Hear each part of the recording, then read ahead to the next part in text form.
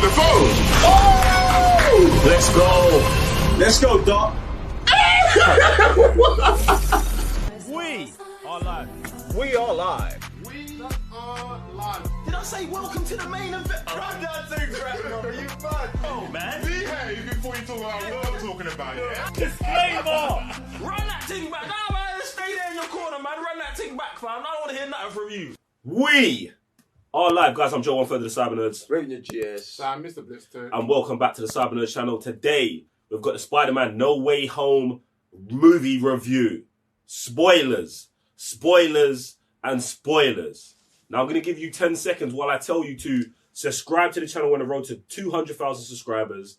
Hit the thumbs up and press the notification bell so you can get notified every time we drop a video. One more time for the people who are going to pretend like they didn't hear me. Spoilers. Meaning we will be spoiling the movie. Aunt May dies. Bam. Like that. R.I.P. R.I.P. Hot Aunt May. She was good to us. Anyway, guys. Yeah, she was very good to Happy Hogan, but she was good to us too. Get me? So, Mandem. Well, what do we think about the movie? What do you guys think about the movie? What's going on there? Where are we starting? Oh my days, so many emotions. Really enjoyed the movie. Oh man, it was so good. It is so good. I don't think I've ever thought of seeing 3 Spider-Mans on the big screen, bro. Like that, the thing. Oh my days, bro. You know what's mad, yeah? Recently, started watching the Spider-Man movie. And I was like, right, and obviously I start having all these ideas, what could happen if these 3 ever come around. And I'm just gonna give credit to Kevin Feige, innit? Like, cause, you know what I'm saying, his track record from what I know, I'm just gonna, you know what I'm saying, no disrespect to everybody else involved in this project, but I just think Kevin Feige, we trust, innit? Cause like, bro, like, just grabbing all the Spider-Mans, put them together, grab all their lessons, all their failures to come and help this Peter Parker. Peter Parker number 1. Whoo! Whoo! The connections, the feels, the emotions. Yes. I loved it. It's mad. Sam, listen. Don't go crazy how you usually go. Just stay where Raven. Listen, if you're gonna go crazy, I'm just gonna address what Raven said, and then if you're gonna go just let me know now. I don't know if I'm gonna go crazy. All right. I don't know what kind of crazy you're. The crazy you do in every review. Man, I'll be talking about one thing, you know. Man does 10 things. This is one of the best Spider-Man movies I've ever watched. I don't know if it's because it's a multiverse thing, but anytime these guys bring across a plethora of the Spider-Man, like, they do it so sickly. Just seeing the whole cast from, is it the 2000s till now? Again, never thought I'd see the day, but bloody amazing. No pun intended. I love this movie. I love everyone that's in it. I love everyone, what their part they play. Like, nothing felt out of place. Like, I don't know how you guys even storyboarded this or put it together. Kevin Feige. But geez Louise, like, you guys have done like a tremendous job. Like, to your point. I also thought it was mad. The thing I think is the best part of it is like, I'm watching the movie and I'm like, like, these man have saved it, you know. They saved it. And when I say they saved it, like, Tom Holland's Spider-Man series is fine. You get me? The Tobey Maguire ones, good. And it goes downhill towards the end. Andrew Garfield one's just a bit all over the place, yeah? But what they do here, successfully, which they try to do with X-Men, like First Class and The Last Stand, is like, bring just everything we've done in this universe together and successfully bridge it. And it's like, with the whole First Class stuff, like, they bridge it in a way, but there's still bare continuity holes. In this, they kind of like stick the landing. There's a bow. There's you know what I'm saying? Everyone gets max scores. So I thought it was fire, man. Definitely from just the way that Raven was saying is like having the mistakes that Tobey Maguire's Peter make also help Tom Holland's and as well as Andrew Garfield's Peter, man. And I love that even though like when the movie came out, Andrew Garfield's Peter Parker, like it was in the Dark Knight era, so it was like, oh, I've got to be darker, I've got to be this.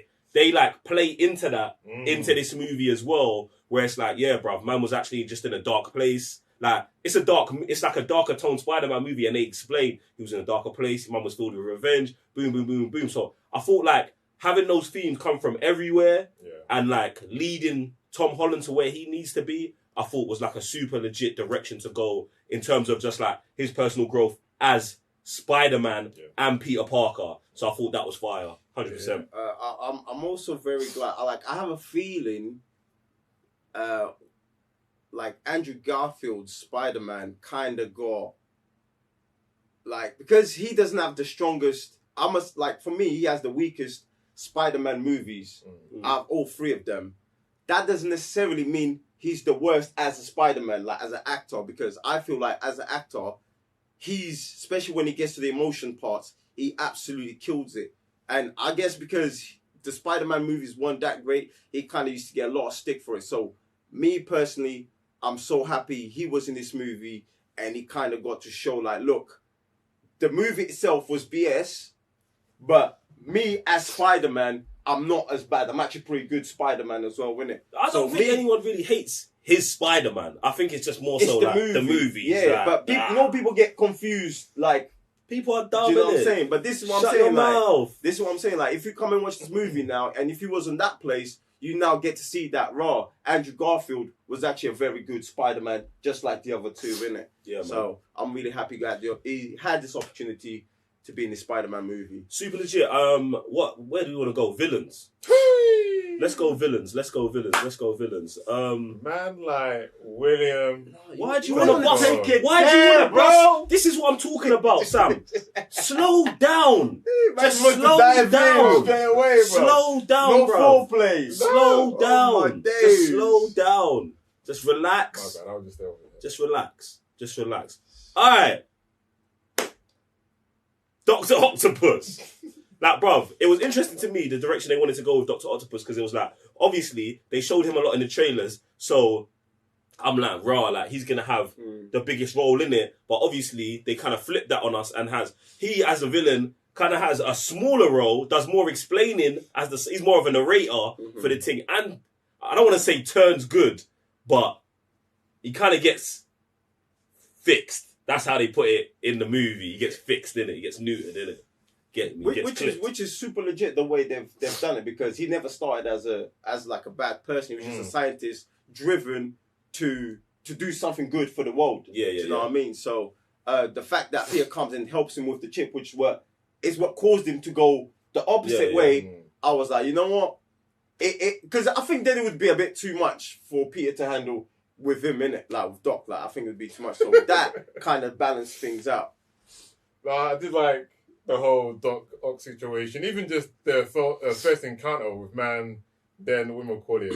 Like he was there, like Riven was saying, man was struggling taking on Doc Ock one-on-one. Like man's like a powerful opponent. Also, we seen it in the comics. Like them two just always go toe to toe. One of man's like worst adversaries. But the fact that he kind of turns and then his moment of like, oh, the voices are gone. That scene alone for me, like even just the actor Alfred.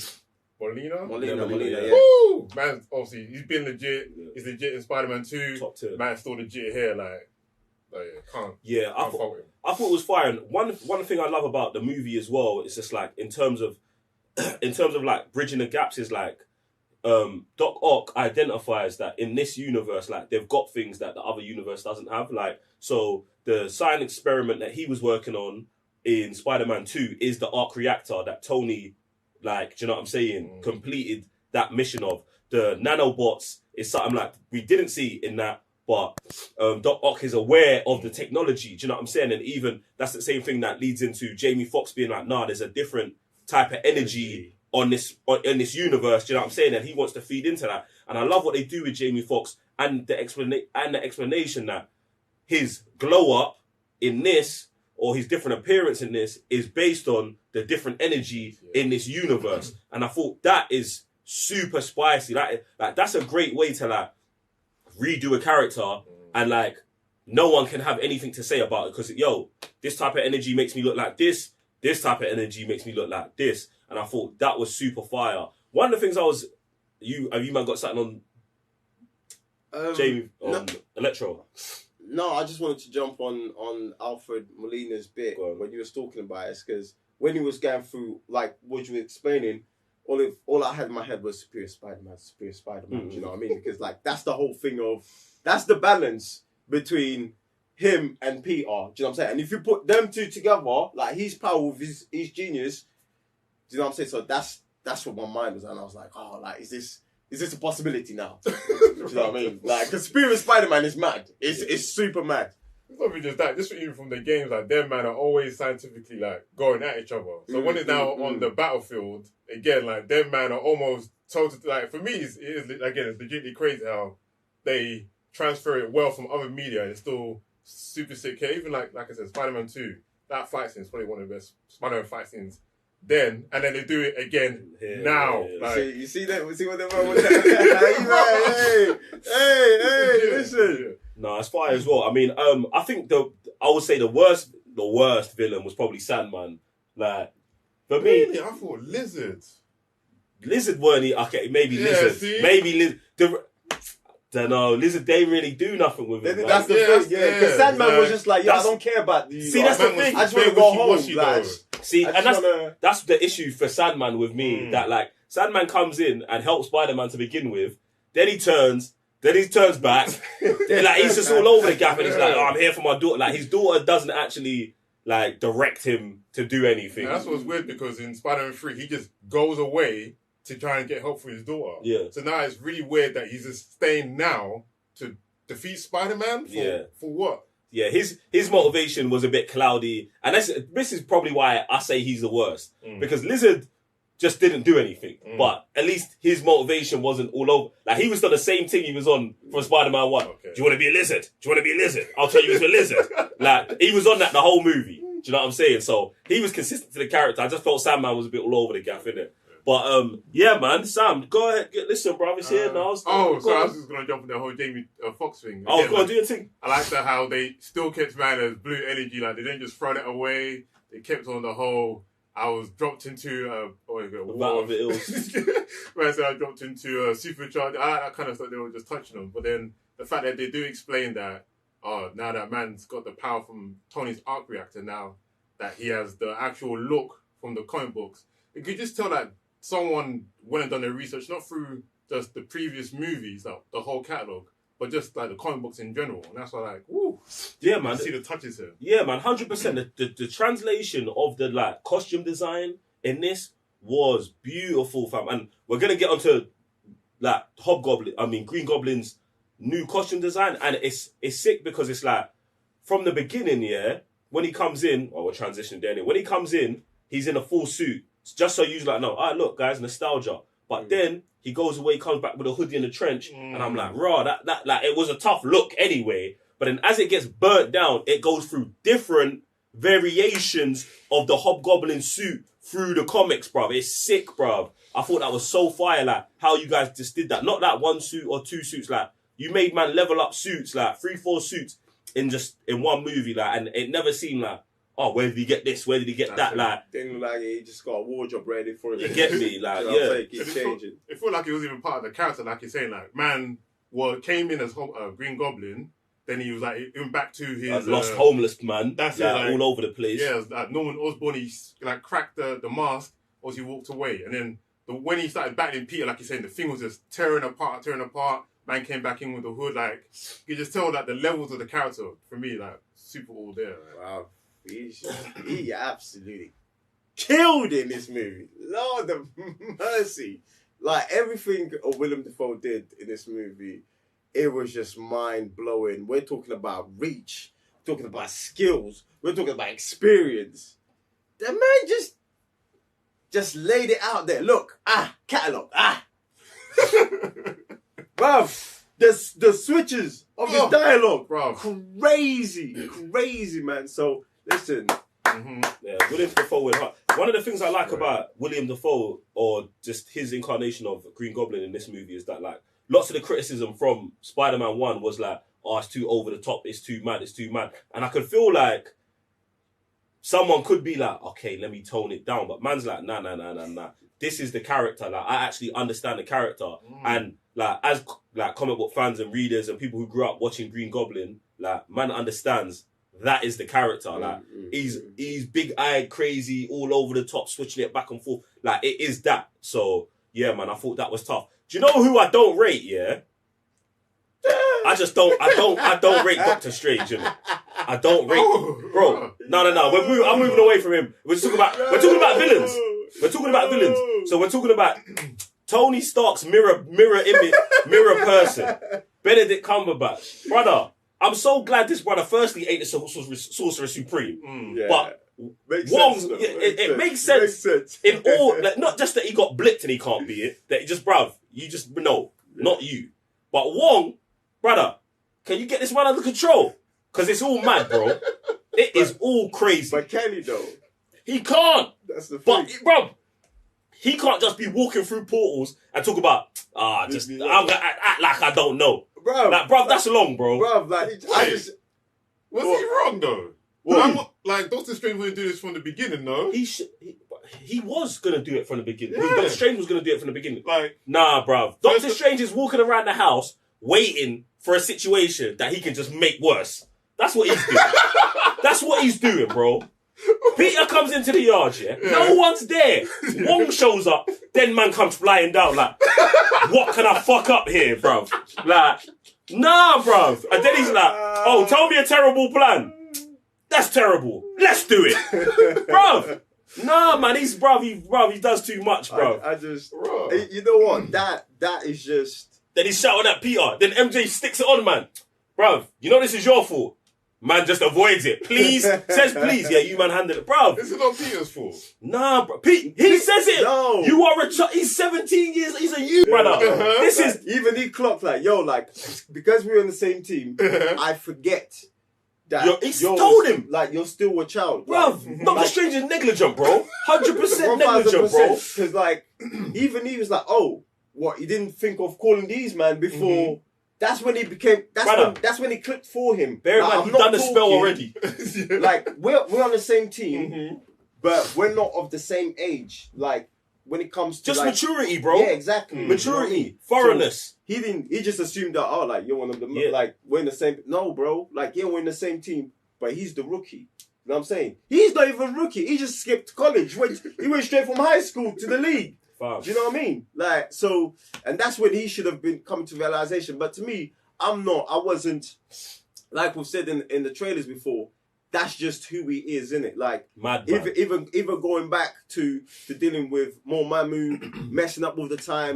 To him, it's just like, I got away with it, I can do it again. Do you know how bad it's going to be when him and Scarlet Witch get together? You see what she's on. You see what she's on with her subconscious, bruv. So, her grief finished the universe, bruv. Watch when these two fire starters get together, bruv. I think this is, in a way, is good for him to be in that place because he now gets to go in that journey. What place? Some man just want to see the universe burn. To just like, because, bruv, for him to just, because think about it, yeah? Bruv, he's sick. He was sick. He was a sick doctor. Yeah, the best in his field. But he was still like like an arsehole, like a know all. Exactly. So he's still, although he's gone better, but he hasn't necessarily. He's got worse, bro. Do you know what I mean? So he's still in that place. So now we need to see him get. Mordor needs to come through and slap the shit out of both of them. All those mistakes and be like, yo, like, yeah, like, I need to, For me, it's impossible. I need to become better. For me, I'm like, it's on Peter, yeah, because man's doing the spell and then man's he's like... 17 years old, bro. I know, yeah, Peter's mind's frazzled. I know, but man's like trying to change the spell mid, what do you call it, thing. After man's been telling him...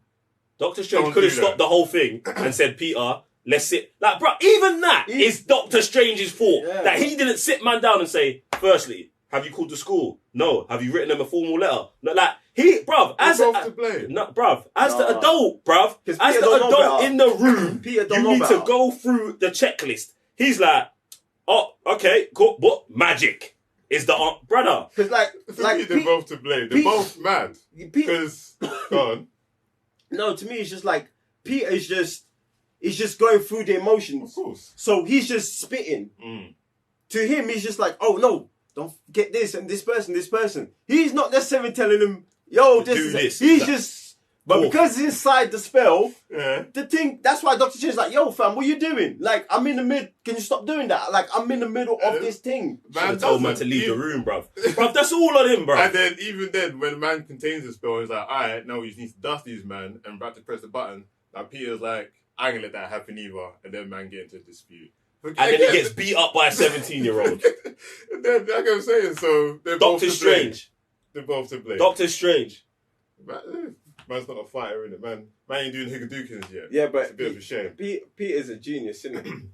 Peter, is this what we're doing, yeah? We're gonna... Nah. Peter's... Doctor Strange was beaten by Peter Parker. Yeah. Ha.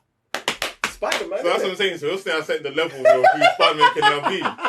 Not me. They are. Yeah, that's what I'm saying. That's all I wanted to... Bruv. Whether he beat him on... Bruv, I don't care about Doctor Strange. I'm glad someone could beat him. But for me, I don't even know if that fight was real, bruv. Like... Because they were trying to get something and annoy each other. Exactly, bruv. Like, Doctor Strange, man talk about geometry. But then man was getting slapped up in a one-on-one with William Dafoe's Green Goblin. Right.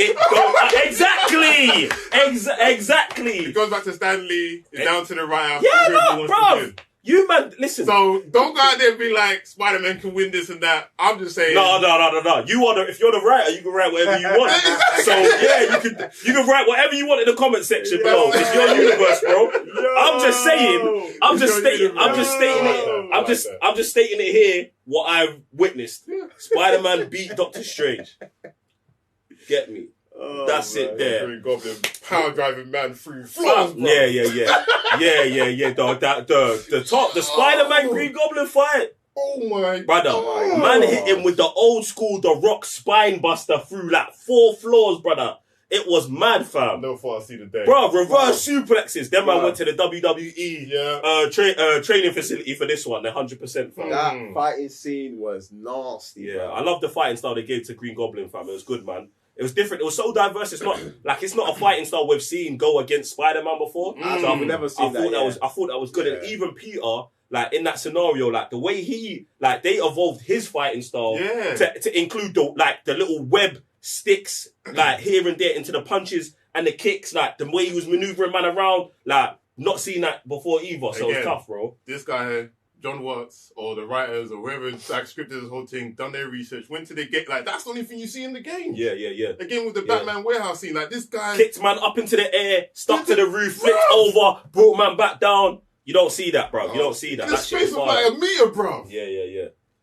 Disgusting. Yeah. That's disgusting. Spider-Man, isn't it? Exactly. And you see everything in this, everything, bro. In this movie. It was just so amazing. And the last fight between them two. Yeah, man, ain't pulling no punches no more. Bro, like, Peter was there, bro. He was there. Ready to commit murder, bro. Straight. And there's been a couple of times with that in the comics as well. Yeah. Like, so this is what super sick. When it comes to these superheroes is, to me, I always enjoy when they get pushed to that edge. Like, bro, you're there. You're really there, and there's just like a millimeter of something that either tips you over or doesn't. I love being there, man. I love being there with the comic books and characters, man. No, I thought it was tough, man. But yeah, man, I thought the ending was super legit, bruv. I think just for me, seeing, and because like I don't like Spider-Man 2, yeah. I mean, I don't like the Amazing Spider-Man series, the 1 and 2 movies, but I like 2 better than 1. And I always like 2 better because of that one scene in the clock tower where Gwen dies. Where like I rate them, man, for just committing to like the storyline and letting that happen. But because I love that scene, the scene in here where Tom doesn't get to save MJ, but Andrew Garfield Spider-Man does, and then like he asks her if she's okay, and she asks him if he's okay. Bruh, my chest was moving mad. I was like, I needed that, you know. Like, I mean, I needed that, but he needed that, but I needed that as well, fam. Like, that was like a touching moment. Like, that isn't like, not everyone's gonna feel that unless you're really into the Spider. You know what I'm saying? Because if you ain't watched those movies and you don't like even resonate with that Spider-Man or that scene like that, you ain't gonna feel that like that. Like, you're just gonna see it as, oh, he just jumped down and saved Mary Jane. That always happens in the movies. But you don't know that in that guy's life, like, he lost his woman, like, he lost the love of his life in that same exact way. Like there's one different move away. That's all it took, fam. Which is crazy. Well, the thing I like about this movie is that not only concludes kind of like this trilogy, but like almost every other closes them all out. Movie. Close them all out, bro. And I have to recommend, if you haven't watched those movies, if you've got some time before watching this movie, or you can watch those movies after this movie, it'll just make your whole experience for No Way Home way better, man. Way better. A lot more things going to click. Emotion's going to be peaker for you. I'm telling you, listen, if you've got some time, go watch those movies, then go watch this movie. 100%, man. Have you, man, got any... Wait. Zendaya and Jacob. Wait. So, like, obviously, man was talking about it, and it was like, on the low, I feel like Marvel have, like, rebooted the Spider-Man thing now. Again, because, like, obviously, at the end, everyone forgets that Tom Holland's Spider-Man is Peter Parker. So no one has knowledge of him. No Avengers, none of his friends. He's got pretty much no family anymore. So he is just full-time Spider-Man now, living out of a room. Do you get what I'm saying? So it's like, they've got the option to go anywhere with him. And it made me feel a lot like what they did with Iron Man 3. Obviously, in Iron Man 3, he removes the thing and he says, oh, I'm done. And it's not like a retirement like that, but it is like a bookend to the story here. Oh, yeah. Do you know what I'm saying? So I thought that was a very interesting move, but at the same time, I like how they've just closed out Tom Holland's... They've closed out his trilogy, also closed out all 6 of the movies. Is it 6? 5? 5, plus the other 3, 8 of those movies. Do you know what I'm saying? They did that nicely, and they've like left the door open for us to go wherever we want. So I thought that was fire. What do you think that should happen from here? If it was up to you, quick off the top. I don't know. All I know is that scene when it comes to the new apartment where he's by himself took me all the way back to the Spider-Man animated series, just living in those apartments. Do you know what I mean? Because one of the things that came to my mind was like, when we first met this Spider-Man, I was like, raw, this is a completely take from other Spider-Mans. Do you know what I'm saying? He lives with Aunt May. Aunt May is like, seems younger. His life is not struggling like other Peter Parkers. You know what I'm saying? Like, he doesn't need to worry about a job like the others where they got a juggle and everything else. Like, Aunt May is not struggling like the other two. So now it's like, oh, this is the Spider-Man that I know. So with that, they were so sick with that transition to like, he was there, but now we're bringing you back to the original like place. Yeah, I thought, I did definitely have those feelings as well, that like they took us through the MCU run of Spider-Man, the Infinity War stuff, then they blanked it, and this is why I was talking about a reboot. Like they've blanked it now, and they've given us a Spider-Man who can be just Spider-Man and do whatever he wants to do. Do you know what I'm saying? In terms of like, he's no baggage, no nothing, whatever you want to do. And that's what I'm saying. Like, where would you? That's what I'm saying. Where would you want to go from here with this Spider-Man? That's what I'm saying. For me, it would be obviously back to the lives of Peter Parker and Spider-Man, but now he's got knowledge of